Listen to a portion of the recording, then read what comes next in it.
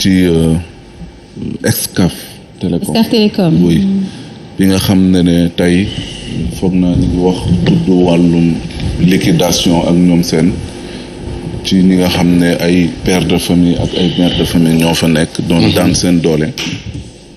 mu nekk loo xam ne quand même je crois que nekk na loo xam ne kenn waru ko seetaan. d'abord di état bi parce que ci programme bi nga xam ne ñu ngi koy bàkkoo di ci fëgg seen dënn mu di lu jëm ci wàllum xëy ndaw yi ne dañ ci bëgg a apporter ay solution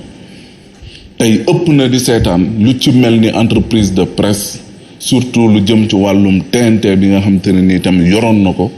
tey lépp nar a naxasaay ñi nga xam ne ñoo fa doon nekk di liggéey même bu dee mambay 30 000 francs sax da nga koy jot weer bu dee seetlu ni ko doomu aadama bi di xaare day dalal xel même bu dee 30 000 francs laa la wax xool rek ni ko nit ki di xaare le premier wala le deux mi ngi xool waaw fay nañ wala fay ñu nangam et pourtant sax daanaka mënut lu bari loolu day wane tey salaire nu mu amee solo ci doomu aadama alors loolu tey war ñu mën a tax ñu xalaat au-delà de bu ñu sauver cette entreprise là ñuy xalaat aussi ci environnement wu affaire bi nga xam ne surtout tey ay borom barke nañ wala ñi ngi yor ay entreprise parce que yor entreprise boo xoolee Sénégal lu ci bëri ñi nga xam ne ñoom ñoo fondé empire financier boobu noonu wala entreprise bi ci boppam dès lors que génn nañ àdduna rek boo xoolee daanaka entreprise ba day nax saay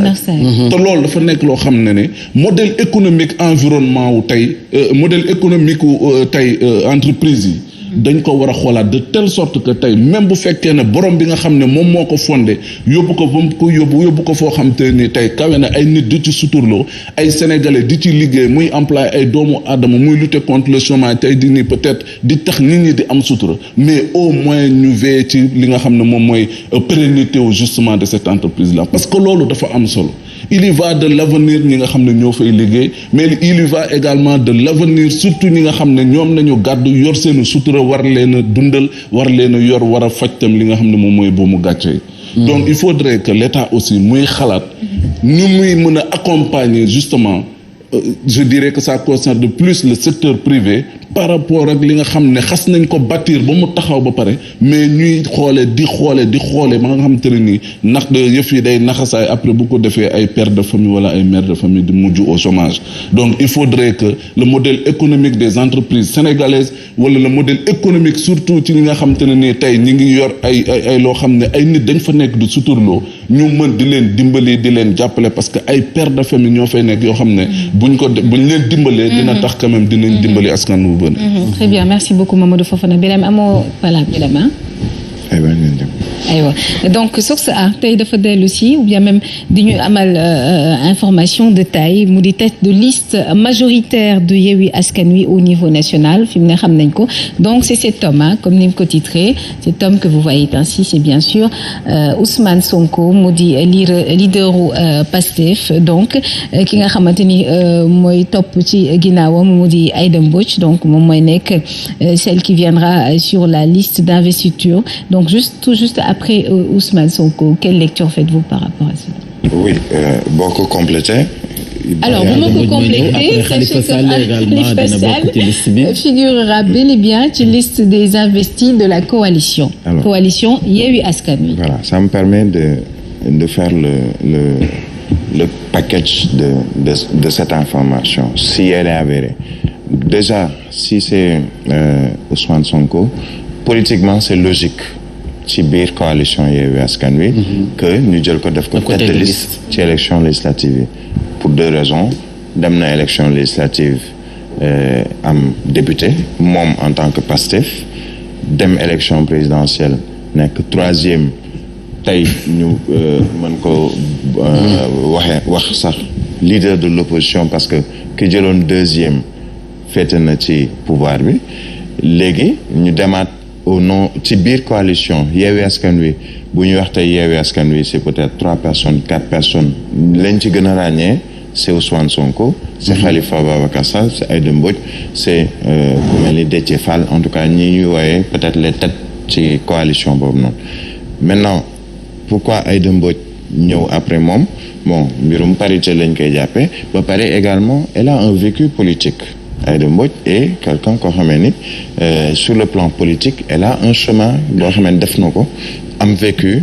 ci wàllu politique mu yóbbu ko assemblée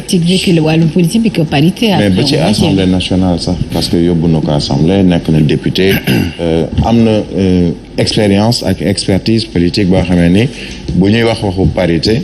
te bokk na ci ñu sos coalition Yewwi Askan Wi il est tout à fait logique mu ñëw en deuxième position maintenant nag le problème qui va se poser parce que je l'appelle le problème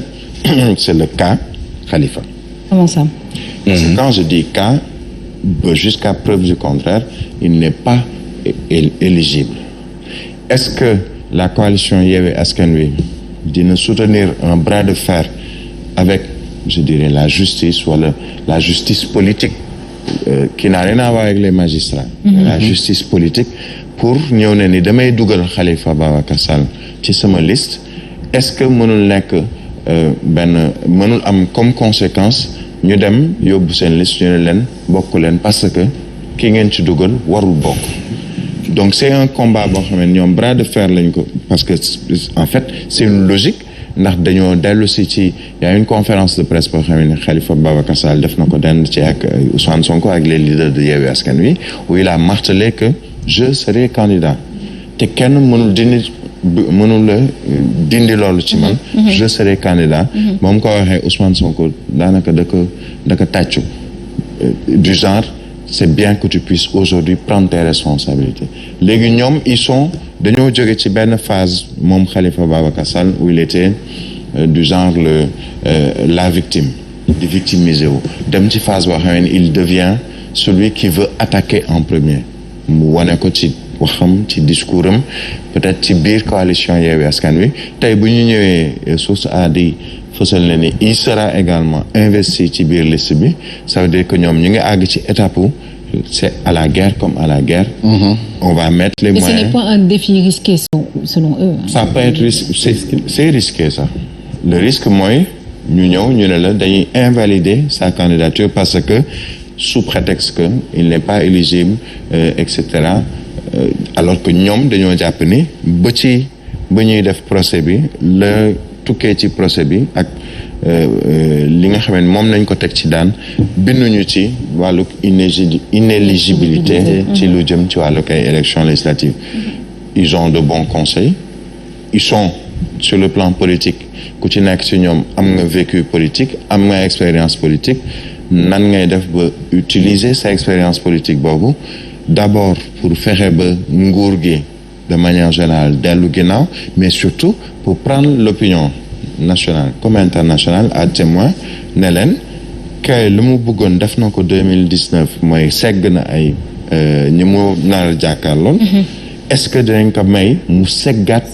ay nit ci élection législative parce que aujourd'hui des élections législatives sans Yewwi Askan Wi dañ ne attention am na lu xew Sénégal des élections législatives comme le dit si bien Fabrice Nani Macky a réussi à faire des élections sans le PDS sans le PS est-ce que des élections législatives aujourd'hui sans une bonne partie de l'opposition mën na jox crédibilité déjà suñu Assemblée nationale wala sax suñu gouvernement Macky Sall en premier c'est une interrogation il joue sur ces différents registres et c'est de bonne guerre mën nañ ko waxee noonu. C'est de bonne guerre on peut le penser comme ça Mamadou Fofana. Oui Ousmane Sonko comme tête de liste Yewwi Askan Wi loolu warul bett kenn. Normalement loolu mooy am. Pourquoi parce que Ousmane Sonko li nga xam ne am na ko d'abord ci présidentielle bi ñu génn bu ñu jógee ci loolu. tamit li nga xam te ni gis nañ ko mu koy développer à travers ce cadre là mu di Yewwi Askan Wi les élections locales aussi ñëw mais boo xoolee en grande partie lu ñu gagné li ci ëpp Pastef da ci contribuer lu bare parce que il faut pas oublier que Khalifa Sall mi ngi ci Malick Gakou mi ngi ci on dira Ahmed Aïdara mi ngi ci Aïda Mbodj mi ngi ci ainsi de suite ñoom ñëpp ay ténor nañ mais c'est plus l'image de Ousmane Sonko pratiquement boo xoolee moom la nit ñi doon gën a bàyyi xel et tey contribuer na tey bu ñu waxee ci li nga xamante ne nii moom moo tax Yewwi Askan Wi contrôler pratiquement beaucoup de grandes villes alors maintenant loolu normalement loolu mooy continuer parce que comme ni ñuy waxee on ne change pas une équipe qui gagne d'abord beneen bi di tey peut-être dynamique bu ñu nekk ëpp na tey boo jëlee keneen teg ko ci kanamu Ousmane Sonko par rapport ak li nga xam ne moom lay incarner mais bu weesoo loolu bu nekkul Ousmane Sonko kan la fa war a mën a doon le cas Khalifa Sall laay ñëw. Khalifa Sall est inéligible jusqu'à présent c'est vrai que nekkul décision bi nga xam ne moom nañu rendre au tribunal moo tax mu perdre ses droits civiques et politiques mais c'est le code électoral bi nga xam ne loi la ñu koy appliquer ci lu jëm ci wàllum élection moom mooy problème bi maintenant. man xam naa ne lu ñuy wax ne Khalifa Sall day nekk candidat mbirum politique la parce que nekkul loo xam te nii ba léegi réglé nañ ko ñi ngi jëm ci élection yi procédures yi ñi ngi ci processus bi ñi ngi koy topp ba léegi la preuve dem nañu retirer li nga xam ne moom mooy fiche de parrainage et donc tant que question boobu réglé wuñ ko woon au préalable mënuñu xalaat ne war nañ mën a investir ki nga xam ne moom mooy Khalifa Sall donc moi je dis que Khalifa gaw ma ne dina bokk ci élection yi maintenant li ci des mooy ñu jéem a xool ñoom nu ñu booloo jéem a góorgóorlu peut-être bu fekkee ne mën nañ indi cohabitation su boobaa mën nañ li nga xam te ni moom mooy modifier code électoral bi def de telle sorte que Khalifa Sall pourra jouir ci li nga xam te ne ni moom mooy ses droits civiques et politiques su boobaa nañ mën a njortes ne mën na bokk quand même ci élection mais dugal Khalifa Sall ci liste boobu dañ koy invalider. aywa merci beaucoup Mamadou Fofana Hadj Mansour ñu ngi lay nuyu. ñu ngi lay fay bu baax dalal bu baax a baax di nuyu bu baax a baax. na nga def nga fekkee waxtaan bu am solo par rapport ak tête de liste majoritaire bu Yewwi Askan Wi xam nañ ko selon source A si c'est avéré comme l'a dit Birahim Diadji Touré donc Ousmane Sonko lay doon bu Pastef ki koy ci topp mu doon Aïda Mbodj après nee nañu que tantôt Khalifa Sall incha allah dana bokk ci liste yi waaye bu loolu weesoo élection législative yi nga xamante ni moom la ñu jëm dina fële ci hémicycle ba. Donc député yi dinañ passer de 165 à 172 donc dinañ yokk bangu député yi dinañ yokk bangu assemblée toogaay député yi fekk ñu bañ faa nekk di nelaw ak xuloo ko xeex rek tàccu daanaka moom la ñu fay nekkee waat de ñaanuñu ko yàlla nag de ndax bu fekkee ku ne da nga fay représenter parti wala coalition député yi bu soobee yàlla xanaa duñ fa nekkee loolu est-ce que xanaa mu nekk majorité boo xamante ni bii xëy na du nekk ñu féete ak pouvoir bi parce que bul fàtte ni tànnateefu député yi ñenn ñi ëpp ci gox-goxaat yi comme bu weesoo liste nationale dafa am ay liste départementale en général liste départementale yooyu souvent ci tànnateef yi du ñu ubbi bëti président du ñu tànn ki nga xam ne mooy yelloo place bi ñu koy jox xamuñu am na niveau jàng wala am na expérience wala fa mu nekk maire est-ce que am na lu mu fa liggéey donc kooku bu demee assemblée nationale député Macky Sall lay doon yooyu nag bu ñu ko bëggee xeex faaw ñuy dem à la base di def genre ay élections yu ndaw primaire en attendant ci gox-goxaat yi ba xam kan la ñuy tànn mais am na ay députés yoo xamante ni bi seen jaar boo ko xoolee à l'Assemblée nationale c'est regrettable duñu sax comprendre loi bi nga xam ne moom la ñuy voter ñoom dañuy ñëw rek gëm mu takk seen ay bët am na ñenn ñoo xam ne dañuy nekk Assemblée nationale ñu takkal leen médaille xuloo ak yuuxu xam nga assemblée bu sérieux duñu fa nekk kenn jóg ñu koy yuuxu di ko bravo yooyu yëpp war nañ koo xeex ci assemblée nationale mi ngi bàyyeekoo nag ci tànn yi ñuy tànn ay nit yu am qualité ñu nekk ci liste yi dem à l'assemblée nationale loolu mooy li tax nag élection législative yi dafa am solo parce que bu député yokk jógee ci téeméer ak juróom-benn fukk ak juróom dem ci téeméer ak juróom-ñaar fukk xëy na dogaat yi amaat ci gox-goxaat yi mooy li ko sabab yokkute yooyu mënu see ñàkk donc day jox valeur liste départementale yi parce que moo tax yokkute googu am mais xam nga Yacine dañu raté pratiquement assemblée bi passé parce que am na ay député diaspora yoo xamante ni bi xamoo député diaspora lañu xamoo député fan lañu loolu dañu raté complètement parce que ci liste bi la ñu faloo mais représenté tuñu liste boobu ñu faloo déggoo leen ñuy wax ci lenn lu jëm ci côté boobu liste départementale yi rare ngay gis ay député maire li ñu wooy député maire ça existe ba léegi ñu taxaw à l'Assemblée nationale wax ne suñu diiwaan bi amul lii wala amul lii donc ñëpp kenn ku ne da ngay daal di jël sa couleur politique boo xam dootul am solo quant à fi nga commencé sa question nag muy coalition Yewwi Askan Wi ak tête de liste Ousmane Sonko mais loolu moo gën raisonnable comme Birahim maa ngi dégg mu koy wax sànq bi ma yéegagul Ousmane Sonko fi mu jaar ci ay élections ak li mu mujjee wane gisoo ku mën a jël place boobu noonu la demee woon ci taxawu Sénégal ak Khalifa Sall. Khalifa Sall moo nekkoon tête Malick Gakou ñëw taxawee position bii ñu proposé tey Khalifa Sall. donc gis nga ñu bëri Khalifa Sall moo tax bi ñu ko révoqué ki topp ci Malick Gakou Malick Gueye moo tax mu dugg nekk député. ci assemblée nationale. donc coalition yooyu dafa yàgg di am Khalifa Sall am na ci expérience xam na bu baax na lay demee donc loolu la xel nangu parce que moom dund na loolu ba noppi te bul fàtte ne am na yeneen ponkal nag yi ci bokk ay ñoom Moustapha Guirassy ay ñoom Déthié Fall ay ñoom Malick Gakou ak yi donc liste bu am doole bu jafee jàkkaar loolu lay doon ci élection législative yi dama doon tiit après local yi est-ce que dinañ mën a garder dynamique boobu ba egg ci ay législatives loolu laa doon tiit mais comme garder nañu ko li wér tëba mooy daañu tibb ba doyal ci ay député ci assemblée nationale parce que Sénégal yi dañu am beneen xooleen ci député dañu am beneen gis-gis dafa am beneen changement bu ñu bëgg te wane nañ ko ci élection locale yi ñu weesu. alors xam nga sur le chiffre de nombre de députés yi yokku Mansour expliqué na ko ndax département yu bees yi mais comme fi mu waxee également bi ñuy yokku 15 députés ci 150 yi muy les 15 députés de la diaspora tey bu ñuy lim ñun. peut-être di nga ci ràññee 2 ou 3 ci diaspora bi ñoo xamee ni ràññee nga leen wala miin nga leen di nga wax peut-être ku mel ni Mame Diarra Fam di nga wax le député de Rufisque Nango Seck di nga wax l'autre député du Parti démocratique sénégalais te nekk je pense Italie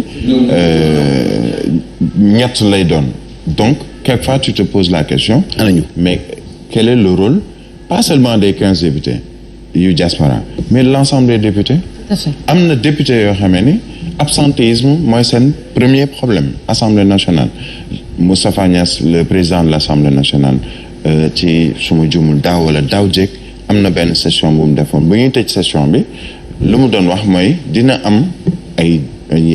sanction lu ñuy indi parce que règlement intérieur de l'Assemblée nationale mu ngi ci mbirum absentéisme mais tey est-ce que dégg nga ñu ne tel député sanctionné nañ ko te pourtant du ma leen tudd y a des députés yoo xamee ni assemblée nationale ci at bi peut-être benn yoon lañ fay dugg ci hémicycle bi lañ fay dugg mooy pour lijjanti seen i indemnité wala seen i weccit wala seen i carburant léegi yokkub député yooyu ban impact lay am c'est ça la question aujourd'hui lan mooy impact bi déjà il faudrait normalement sa assemblée nationale nga am 200 députés sax dañ naan ni c'est normal mais ne fekk député yi seen rôle premier bi nga xam ne moom mooy taxawal askan wi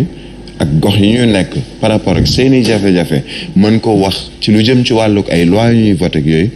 rôle boobu ñu mën ko jouer et ce n'est pas malheureusement ce qu'on a vu Assemblée nationale législature bu jàll ñu ne la bi am na député ci Assemblée nationale ku ci mel ni président Doudou Wade wax na yàggul ni législature ba jiitu am ba mu nekkoon sax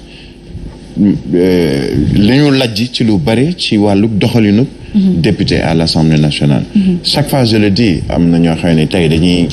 jooy ay Puritain Fall ci jamono yi ñu nekk député Assemblée nationale boobu dañ daan toog ñun en tant que gën a jeune wala doon xale di seetaan Assemblée nationale seeni session de bout en bout quelle que soit heure yi muy durer tout simplement parce que y avait lu intéressant lu daan génn Assemblée nationale tey assemblée lan moo fay génn xuloo xeex doorante ñu ne kii mbaraakisam génn na kii ñu ne door nañ ko kurpañ ba finalement le Sénégalais dootul reconnaître boppam ci Assemblée nationale ci député yooyu nga xam ne ñoom ñoo fa ne ñaar ak ñett nga ci lim ñoo xam ne dañuy taxawal askan wi di waxal askan wi mais quelqu'un comme Mamadou Lamine Diallo bu tekki ñaata tekki nga dégg depuis ba mu nekk Assemblée nationale ñu ne la chaque àllarba wala chaque semaine de manière hebdomadaire mu ngi yónnee ay questions Assemblée nationale ñaata ministre la jël déglu leen en plénière ne leen dañoo bëgg wax ngeen wax ñu ci wàllu gestion seen ministère ci lan ngeen ci lan ngeen nekkoon lan ngeen ci def ñaata question orale wala écrite nga dégg ñu ne daañ ko tontu Assemblée nationale beaucoup de députés de l'opposition bi nañu ay questions ci fànn mu ne mais mosoo dégg ñu ne la woote nañu plénière pour indi réponse ci question wu député yooyu ça veut dire qu'il faut déjà ñu moolaat rôle député du moolaat sax mais nañu xoolaat règlement intérieur de l'Assemblée nationale mais nañu xoolaat également lan moo tax yow Yacine Seck nga ne damay xëccoo pour doon député